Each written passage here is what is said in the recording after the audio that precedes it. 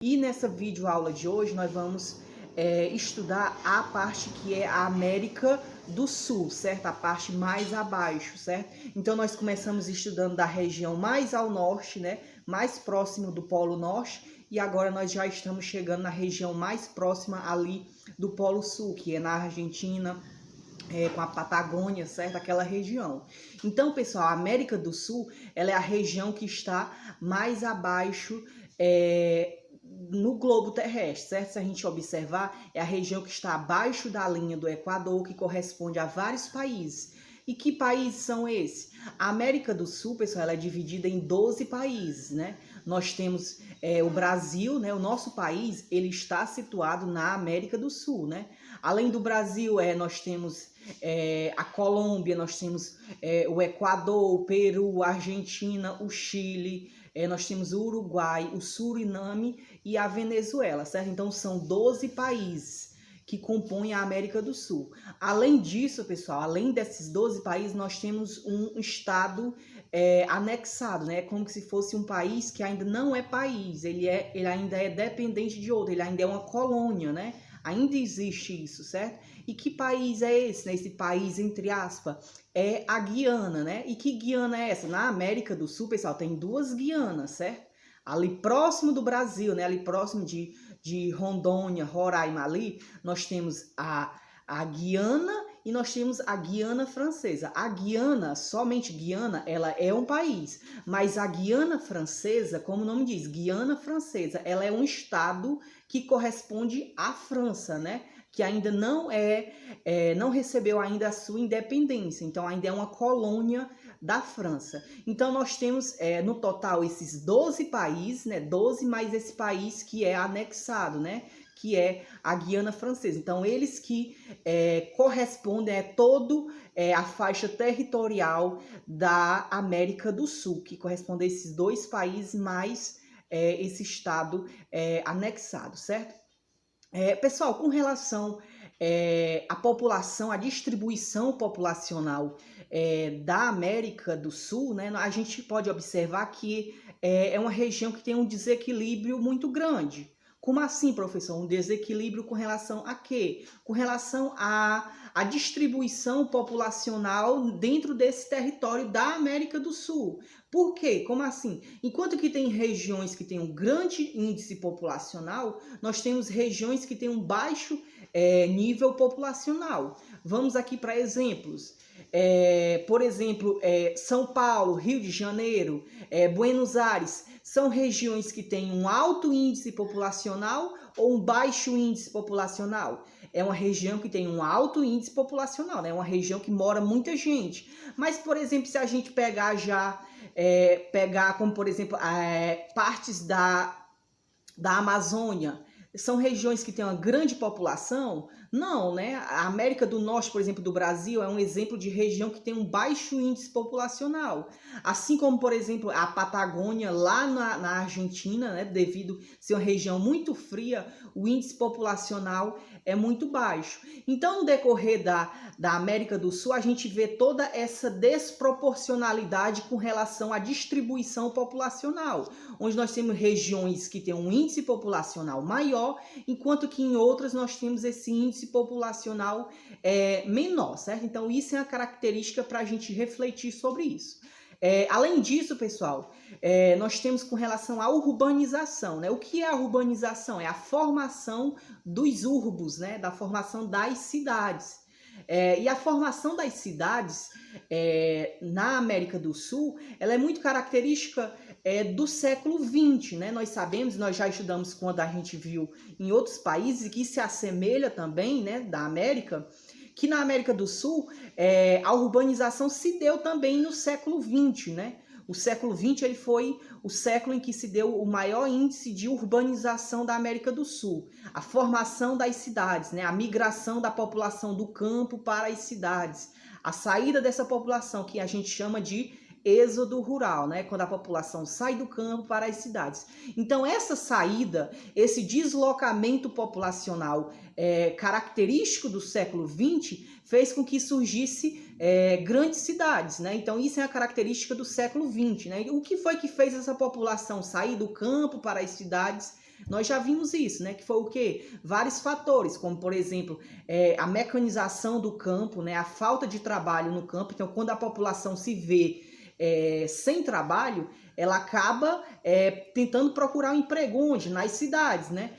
Outra característica desse deslocamento é que a população via nas cidades uma melhores condições de vida, né? Então eles saíam em busca de trabalho, em busca de acesso à saúde, à educação. Então tudo isso, todos esses elementos fizeram com que no século XX, principalmente a partir da década de 60, com que dá o processo de urbanização, de industrialização das cidades, né? Do Brasil, por exemplo, vai acontecer nesse período, na década de 60 em diante, a urbanização relacionada com o processo de industrialização. Então, tudo isso faz com que surja esse processo de urbanização, que hoje, atualmente, né, no século XXI, essa urbanização está em torno de 60%. Isso quer dizer o quê, professor? Que de toda a população da América do Sul, 60% dela, ou seja, a maioria, vive onde? Vive nas cidades. E somente 40% vive no campo. Então, se a gente pegar, por exemplo, 100 anos atrás, já era o contrário. Nós tínhamos uma população que vivia mais onde? Mais no campo, e uma população que vivia menos nas cidades. E atualmente isso se inverteu, né? Devido a essa saída da população do campo para as cidades, né? Então isso gerou o quê? Essa saída do campo, dessa população do campo para as cidades, gerou o quê? O que nós chamamos de crescimento desordenado das cidades, certo? Se a gente observar, tomar como exemplo o Brasil, a gente consegue ver que há um crescimento desordenado, né? Nas grandes cidades principalmente, né? Como São Paulo, Rio de Janeiro. A gente vê um índice de favela muito alto, né? Um índice populacional de pessoas que residem em favela muito grande. Por quê? Porque a população ela acabou crescendo, né, e migrando para as cidades sem muito ter planejamento para expandir. Então essas cidades elas cresceram sem planejamento. Então a população saiu construindo suas casas ao redor sem se preocupar com o que havia nessa redondeza. Então houve esse crescimento desordenado. E quando a gente tem um crescimento desordenado, pessoal, nós estamos falando de vários problemas que surgem com esse crescimento. E que problemas são esses? Nas cidades nós temos vários problemas que surgem a partir disso. Por exemplo, a falta de acesso à água e esgoto, né? Isso é um problema em muitas cidades na América do Sul. Essa falta de acesso à água doce potável, assim como o acesso ao esgoto tratado, né? Isso ainda é um problema. E muitas das vezes, então, o que sai dessa casa de esgoto vai parar nos rios sem qualquer tratamento. Isso tem um prejuízo ambiental muito alto. Certo, pessoal? Então, esse é um exemplo de problemas. Mas é só esse? Não. Nós temos, por exemplo, a pobreza, né? Muito desses países tem um índice de pobreza muito alto, devido à população não ter acesso a trabalho. E isso causa o quê? Outro problema, que é o desemprego, né? A falta de trabalho causa um desses problemas também das cidades devido a esse crescimento. Muitas das vezes, a oferta de emprego é menor para o número populacional. Então, muitas das vezes, causa essa taxa de desemprego. Por exemplo, atualmente, né? Principalmente agora com a pandemia, nós vimos que a taxa de desempregos no Brasil cresceu muito. Não só no Brasil, mas se a gente pegar outros exemplos, na América do Sul, nós vamos ver isso. Então, isso é causado por esse fenômeno da falta de oferta de emprego. Então, nós temos uma oferta pequena para a quantidade que tem de desempregado. Então, muita gente que fica desempregada. Então, todos esses problemas, pessoal, eles afetam as cidades devido a esse crescimento desordenado, certo? Outra coisa para a gente refletir é com relação ao desenvolvimento socioeconômico da América do Sul, certo? Desenvolvimento socioeconômico com relação ao quê? Quando a gente pensa desenvolvimento socioeconômico, a gente pensa principalmente no desenvolvimento humano, né? Que é o que nós conhecemos, que nós já vimos, que é o IDH, né? Índice de Desenvolvimento Humano. É aquela tabelinha que vai de 0 a 1, né? Que classifica os países quanto mais desenvolvido, mais próximo de 1. Quanto menos desenvolvido, mais próximo de 0. Então, nós temos aqui na América do Sul um desenvolvimento socioeconômico muito misto, né? Muito misturado. Enquanto que nós temos países que têm, como por exemplo, um elevado índice de IDH, nós temos países que esse índice não é tão desenvolvido.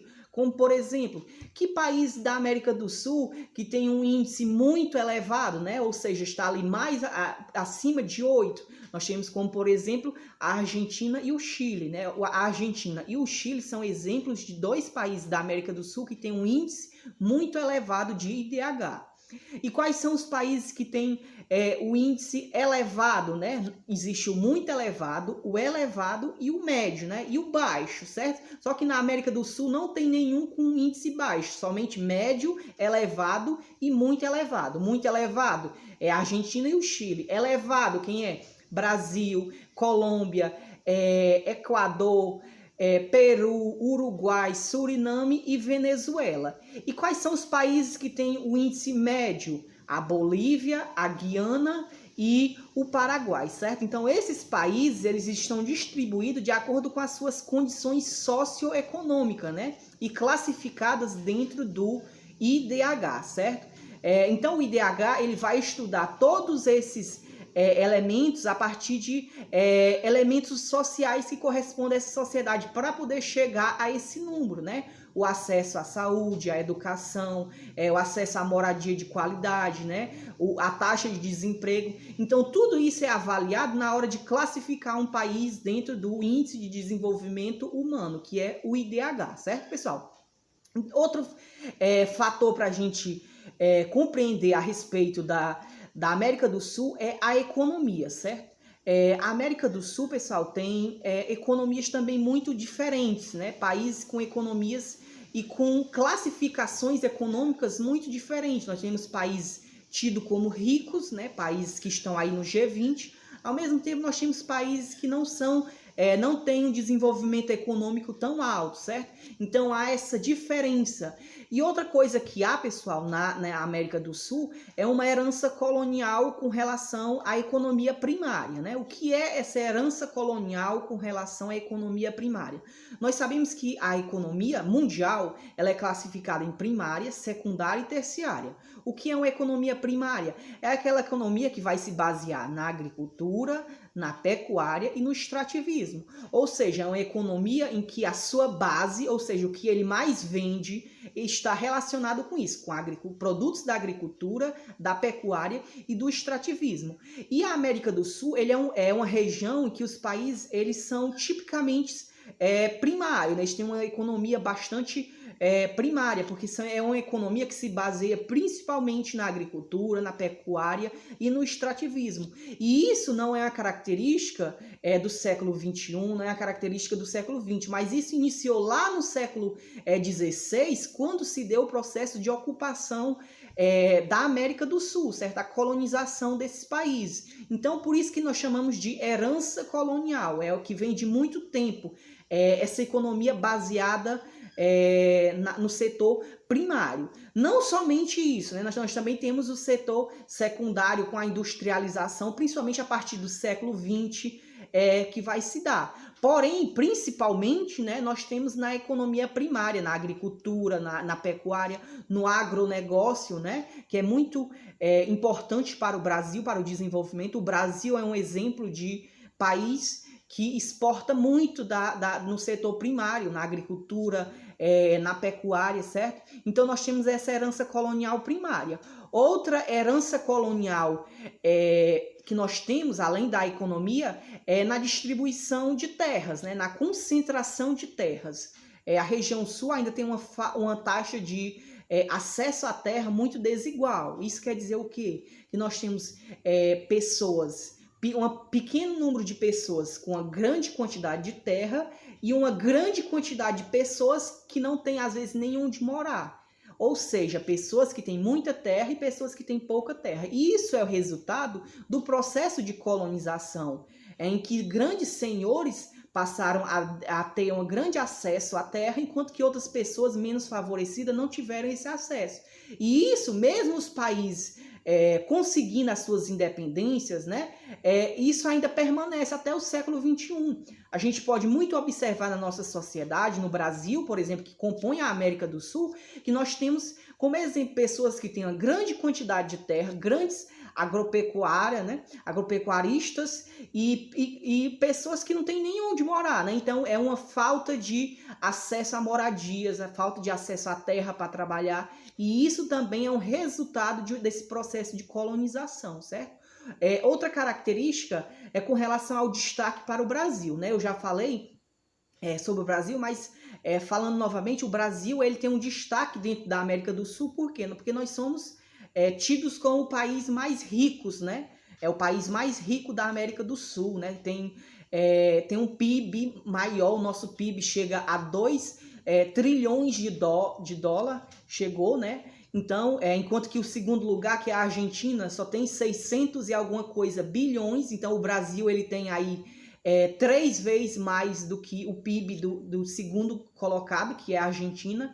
Então o Brasil ele é uma referência mundial com relação a esse desenvolvimento econômico. O Brasil também é referência na agricultura, na pecuária, no agronegócio, né? Então, tanto para a população que aqui mora, como para a exportação. Então, o Brasil é um destaque com relação a isso. Outra questão com relação à América do Sul, pessoal, os recursos minerais, né, e energéticos que nós temos aqui na região.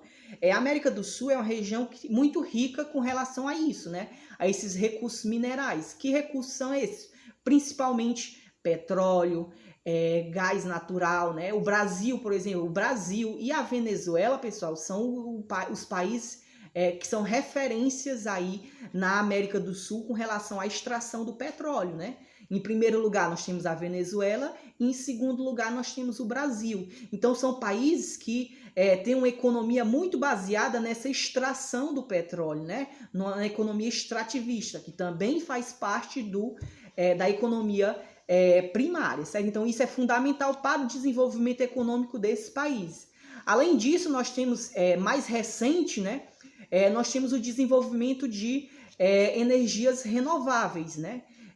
Os países estão se adaptando, né, e criando energias renováveis, né, ou seja, são energias que não poluem o meio ambiente, que estão em constante processo de renovação, né, como por exemplo a energia hidrelétrica, né, que é aquela energia produzida a partir da água, né, nas usinas hidrelétricas. E o Brasil também é destaque com relação a essas usinas hidrelétricas. Nós somos o segundo maior produtor de energia mundial, né? Nós só perdemos para a China, né? E por que o Brasil é o segundo maior produtor de energia nessa característica? Porque nós temos uma quantidade de água, né, muito, muito forte. O Brasil é um país rico em água e isso faz com que surjam muitas hidrelétricas que são responsáveis pelo abastecimento energético de todo o país, certo, pessoal?